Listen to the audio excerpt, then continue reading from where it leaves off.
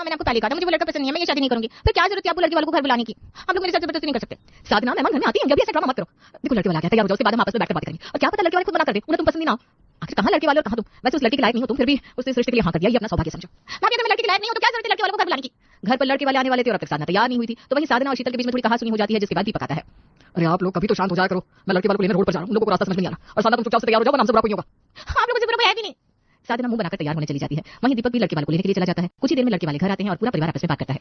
अरे आशा बहन, हमारे घर में तो सभी की नौकरी है, मैं खुद भी कॉलेज की प्रोफेसर हूं, टाइम नहीं मिलता, इसलिए हमने तो सोच लिया हम अपनी बहू को किसी भी चीज के लिए फोर्स नहीं करेंगे। आप बेफिक्र रहो, आपकी बेटी हमारी बेटी है। वैसे बहन जी बातें तो होती रहेंगी, एक बार रिश्ता जुड़ जाएगा तो आप पहले लड़की दिखा देते, आखिर बच्चे भी एक दूसरे को आपस में देखेंगे, जानेंगे, बात करेंगे, इसके बाद ही तो हम कोई निर्णय लेंगे। हाँ क्यों नहीं, जाओ बहुत साधना को लेकर आओ। विनोद के कहने पर शीतल साधना के कमरे में जाती है और उसे अपने साथ बाहर लेकर आती है। पहली नजर में लड़के वाले साधना को देखकर पसंद कर लेते हैं। बहन आपकी बेटी तो फोटो से भी ज्यादा सुंदर है। हमें तो लड़की बहुत पसंद है, बाकी बच्चों की रजामंदी भी तो जरूरी है।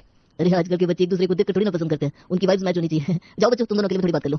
अब साधना लड़की के साथ छत पर जाती है और दोनों बातें शुरू करते हैं, जहां साधना रिश्ता तोड़ने के लिए लड़के से जानबूझकर बदतमीजी से पेश आती है। देखो मुझे ना ये सूट पसंद नहीं है और मेरी बस की नहीं घर में रहना, जी हसूरी करना। तुम डेली मुझे 8 से 10 देना, मैं बाहर पार्टी करने चली जाऊंगी और महीने में सिर्फ 3 दिन घर आऊंगी, यही मेरी जिंदगी का रूल है और कोई इस पर दखल से मुझे मंजूर नहीं है। अगर तुम्हें मेरी बात।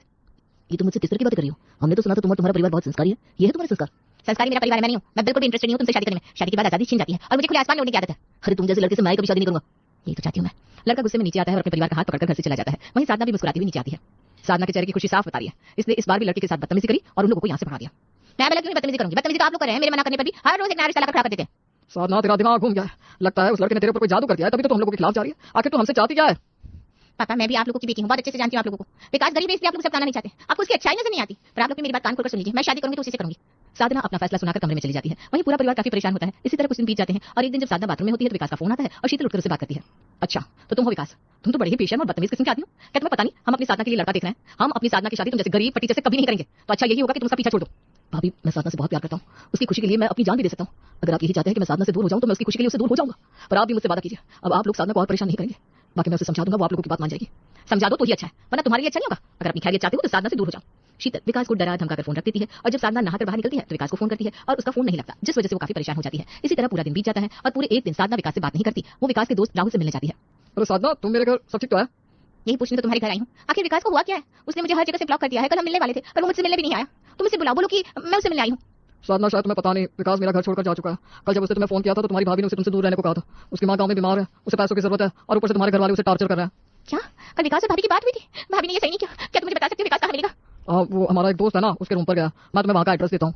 साधना राहुल से पता लेकर विकास से मिलने के लिए उसके दूसरे दोस्त के घर जाती है, जहाँ विकास को देखते ही साधना उसे एक थप्पड़ मारती है। यही है तुम्हारा प्यार? इतना प्यार करते हो मुझसे कि मुझे छोड़कर जा रहे हो? तुम्हारे लिए मैं घर में सबसे लड़ रही हूँ, तुम मेरे घर वालों की बात मान रहे हो? अगर इतना सीधा बनकर रहोगे ना तो सब तुम्हारी मासूमियत का फायदा उठाएंगे। विकास साधना बात को समझो, तुम में और मुझ में जमीन आसमान का फर्क है। कहाँ तुम शहर में रहने वाली पढ़ी लिखी अमीर घराने की लड़की, कहाँ मैं गांव का रहने वाला गरीब लड़का जो महीने के अच्छे पैसे भी नहीं कमाता। मैं अपना गुजारा नहीं कर पा रहा हूँ, तुम्हारा कहाँ से करूंगा? तुम्हारे माता पिता तुम्हारा भला चाहते हैं, इसलिए तुम उनकी खुशी के लिए वहाँ शादी कर लो जहाँ वो कह रहे हैं। ये तुम कह रहे हो विकास? अगर तुम मुझसे ये कह दो कि तुम मुझसे प्यार नहीं करते तो ठीक है, मैं वही शादी कर लूंगी जहाँ मेरे माता पिता चाहते हैं। बोलो क्या तुम नहीं चाहते कि हम हमेशा एक साथ खुश रहें? क्या तुम मुझसे प्यार नहीं करते?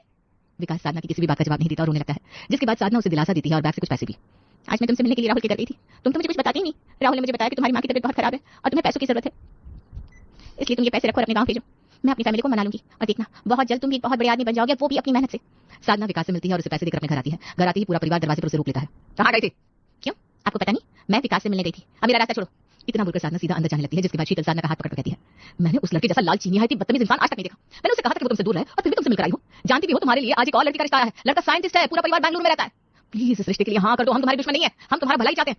अगर आप लोग मेरा भला चाह रहे होते तो विकास को अपना लेते, पर आप लोगों को तो बस उसकी गरीबी नजर आती है, उसकी अच्छाई नहीं। साधना बिना लड़की को देखे इस रिश्ते के लिए भी मना कर देती है और कमरे में जाकर सो जाती है, जिसके बाद पूरा परिवार आपस में बात करता है। इस लड़की ने तो हमें परेशान करके रख दिया, पता नहीं उस गरीब फटी ने क्या जादू कर दिया हमारी बेटी पर जो किसी की सुनी नहीं रही।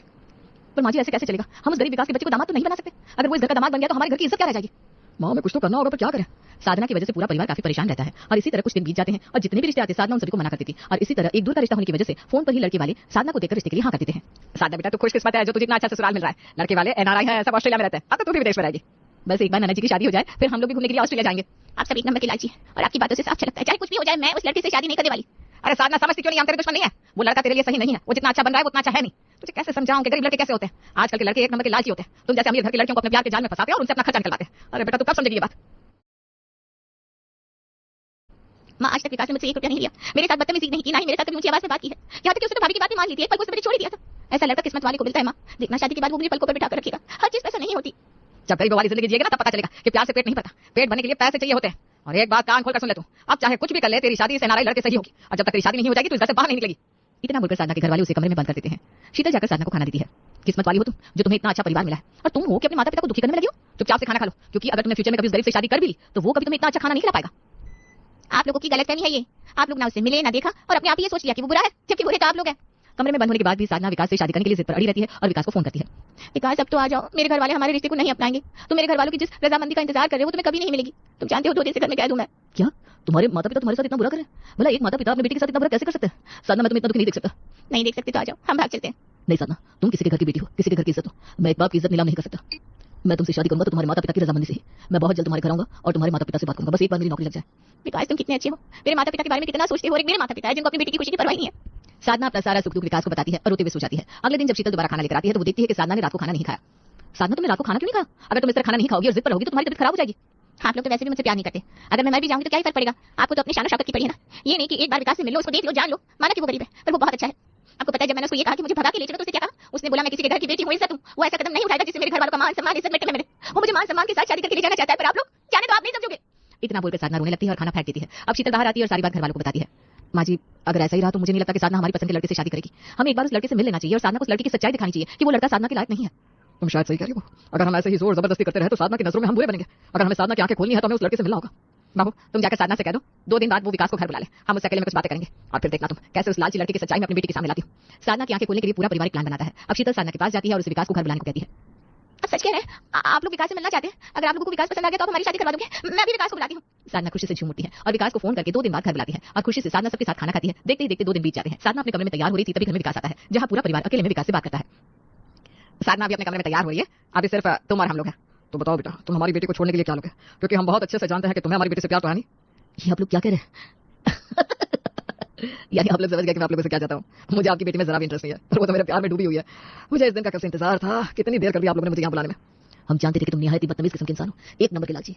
तो अब अपना मुंह खोलो, तुम जो मांगोगे तुम्हें मिलेगा, बस साधना को छोड़ दो ताकि वो अपना घर बसा सके। दीपक की बात सुनकर विकास अपना एक पैर दूसरे पैर पर रखता है और चप्पल को हाथ में लेकर उन्हें दिखाते हुए कहता है। मेरी घिसी हुई चप्पल को देखकर आपको पता तो चल गया होगा मैं कितना गरीब हूँ, मुझे पैसों की कितनी जरूरत है। इसलिए मैं आपकी बेटी को छोड़ने के लिए ज्यादा नहीं, बस 2 करोड़ मांग रहा हूँ। इतना तो आप लोग मुझे देख सकते हो। आखिर पैसों से बढ़कर थोड़ी ना कुछ आपके लिए है। अब विकास अपने असली रूप में घर वालों के सामने आता है तो शीतल साधना को लेकर वहां आती है और साधना अपनी आंखों से विकास का असली रूप देख लेती है। आशा अपनी बेटी को देखकर कहती है। देख लिया साधना तूने, तेरा सच्चा प्यार तो 2 करोड़ में बिक गया। अब तू ही से 2 करोड़ का चेक काट कर इसके मुंह पर मार दे। तुम्हें मेरे प्यार के बदले 2 करोड़ रुपए चाहिए? मेरे परिवार वाले सही कहते थे पर मैंने उन्हें बुरा बना दिया। जबकि असल में बुरा तो तुम हो जो अच्छे बनने की थाली पीट रहे थे। देखा जाओ यहाँ से, इससे पहले कि मैं तुम्हें सलाखों के पीछे भेज दूं। अच्छा, तो ये आप लोगों की चाल थी। आप लोगों ने ये सही नहीं किया। और तुम नहीं है मुझे तुमसे प्यार। मैं तुम्हारे पैसों के लिए तुम्हारे साथ था और मैं जा रहा हूँ यहाँ से और तुम लोगों को मैं देख लूंगा। अरे अपनी खोखली दम के अपने पास रखो और निकलो यहाँ से, वरना जिस पैर से टूटी चप्पल पहनकर आए हो ना उस पैर से चलकर जाने के लायक नहीं बचोगे। सच्चाई जानने के बाद साधना विकास से सारे रिश्ते तोड़ लेती है और साधना का परिवार विकास को बेइज्जत करके घर से निकालता है, जिसके बाद साधना पूरी तरह टूट जाती है और अपने घर वालों से कहती है। आप सब मुझे माफ कर दीजिए। उस विकास के लिए मैंने आप लोगों को इतना दुख पहुंचाया, आप लोगों को बुरा समझा, जबकि बुरा तो मेरा प्यार था। आप क्या बोलोगे? मैं बाहर शादी करूंगी, मुझे वो एनआरआई लड़का पसंद है। साधना की बात सुनकर पूरा परिवार काफी खुश होता है। इसी तरह कुछ महीने बीत जाते हैं और बहुत जल्द